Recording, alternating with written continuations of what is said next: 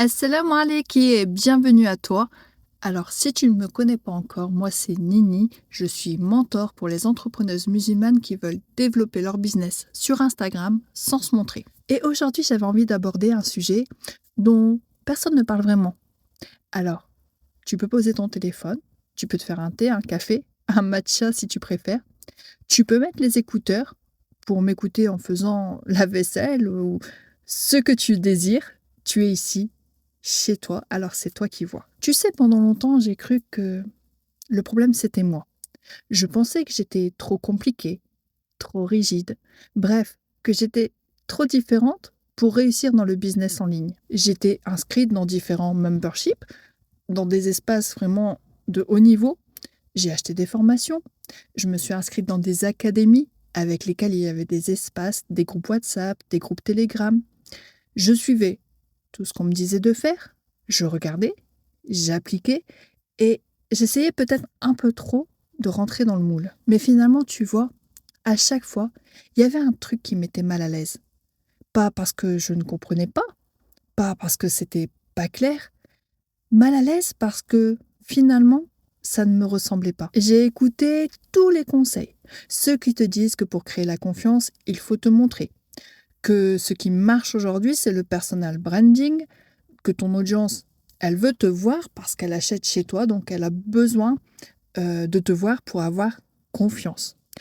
Utilise les audio-tendances, va commenter sous les posts de tes concurrentes pour être vu. Donne ton avis dans les groupes. Et moi, j'observais tout ça et je restais en retrait. Je regardais leurs conversations dans les groupes WhatsApp ou Telegram, je lisais, mais je ne participais quasiment pas. Donc en fait, avec le temps, j'avais une tonne de messages et je décrochais totalement. Parce qu'à chaque fois, il y avait quelque chose qui me bloquait. Intérieurement, j'étais pas à l'aise. J'avais cette sensation que je devais toujours rester sur mes gardes, filtrer, garder le bon, enfin essayer de prendre ce qui est bon pour moi et fuir le reste. Alors, je voyais des choses qui ne faisaient pas du tout partie de mes valeurs. Des univers qui me mettaient même parfois mal à l'aise. Des façons de communiquer qui ne me correspondaient alors pas du tout. Alors je me suis dit: «Oh Nini, le problème c'est forcément toi, hein». Je me disais: «Punaise, t'abuses pas un petit peu? Peut-être que t'es trop dure, peut-être que tu te compliques la vie pour rien». Parce que je voyais ces femmes, à qui on donnait des conseils, des instructions et elles arrivaient à faire ce qu'on leur demandait. Alors, pourquoi moi j'en étais pas capable? Parfois j'ai essayé. J'ai essayé de faire les efforts, mais plus je forçais et moins je me sentais à ma place. J'étais comme une étrangère dans un endroit où j'avais investi mon argent, où j'étais censée apprendre à réussir pour obtenir des résultats au moins. Et puis un jour, j'ai compris. Il y a quelque chose qui a tout changé. En fait, j'ai compris que le problème, c'était pas moi. C'était le modèle qu'on essayait de me vendre. Parce que quand tu te lances en ligne, il n'y a pas vraiment de mode d'emploi. Tu suis des règles qui ne sont écrites nulle part, mais que tu vois tout le monde appliquer. Donc tu dis que ce sont les bonnes choses. Il y a ce qui semble être des normes, en fait, qui semblent être habituelles pour tout le monde, alors on ne prend plus la peine de se questionner. Et à chaque fois, on me disait la même chose. Pour créer la confiance, il faut te montrer. Comme si la valeur de mon travail, elle passait forcément par mon exposition. On te répète à tout bout de champ aussi que tu dois humaniser ton feed. Alors je vois certaines sœurs qui ne veulent pas s'exposer directement, mais elles se retrouvent à publier des vidéos de femmes qui se déhanchent sur des audios tendances juste pour faire comme il faut. Elles se disent ça marche. Tu mets une vidéo d'une nana qui danse avec un son tendance et puis une citation et hop là, le taf est fait. Comme si tu avais besoin de ça pour exister sur Instagram. Et finalement, après quand tu ouvres Insta, tu te retrouves dans une ambiance qui s'impose à toi, même quand tu ne l'as pas choisi. On t'encourage à être présente dans les groupes, à commenter, à donner ton avis, à participer bien sûr. Des groupes parfois mixtes où tu dois être active, réactive, présente, alors que déjà ta charge mentale avec la maison et les enfants, elle est déjà au maximum. Et au milieu de tout ça, tu dois encore filtrer. Je me souviens de la toute première formation que j'ai achetée. J'y connaissais rien du tout. Et on m'a dit, c'est une sœur, tu peux y aller les yeux fermés. Et c'est ce qui m'a convaincue. C'est pour ça que je suis passée à l'achat. Sauf qu'une fois arrivée dans le groupe WhatsApp, on ne pouvait même pas se passer le salem. Déjà, premièrement, la sœur en question, celle qui a fait cette formation, elle n'était pas présente dans le groupe, mais en plus, on te dit, ce n'est pas un espace communautaire. Donc tu vois tes sœurs et tu es obligé de te corriger, tu es obligé de encore porter un masque en fait.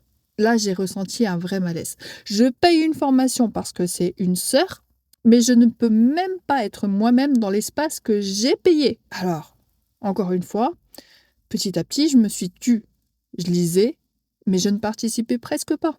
Parce que je pouvais pas être moi sans déranger. Dès que tu envoyais un petit message pour passer assalamu alaikum, dès que tu utilisais les termes, que tu étais identifiable, hop, tu recevais un petit message de rappel à l'ordre. Et tout ça, je l'ai vécu jusqu'au jour où j'en ai eu marre. J'en ai eu marre de me demander si, mince alors, je suis le problème. J'ai compris aussi que, tu sais, les références qu'on me présentait comme normales, en fait, elles ne sont pas les miennes. Que ces modèles de réussite qu'on voit partout ne prennent pas en compte ma foi, encore moins ma pudeur, ni ma manière de voir le monde.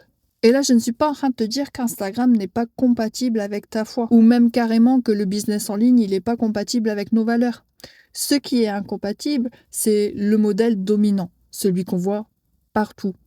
Alors, j'ai fait des choix très clairs. J'ai décidé de communiquer à partir de qui je suis vraiment, de laisser ma foi prendre sa place dans mon contenu. J'ai refusé tout ce bruit sur Instagram.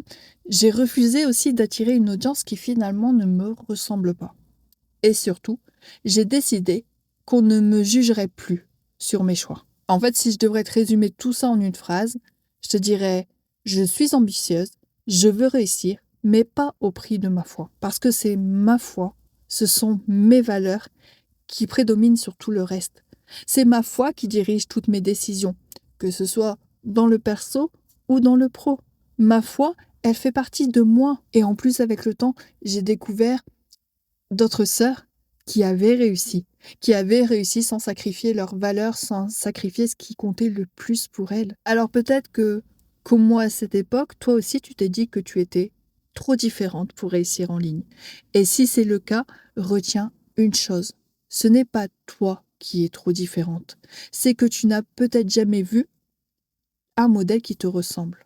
Et crois-moi, ils existent. Alors si cette vidéo t'a parlé, tu peux me laisser un petit commentaire, ça fera plaisir. Et sache aussi qu'il existe un espace pensé pour les sœurs qui communiquent sur les réseaux, un endroit où tu peux être pleinement toi, sans avoir peur d'être jugé, sans avoir peur de compromettre ce que tu as de plus cher. Un lieu où tu n'as pas besoin de te justifier sur tel ou tel choix. Et je vais te laisser le lien dans le premier commentaire sous la vidéo. Si cette vidéo t'a plu, laisse-moi un petit like et reste par ici parce que tu sais, moi, j'ai pas fini de parler.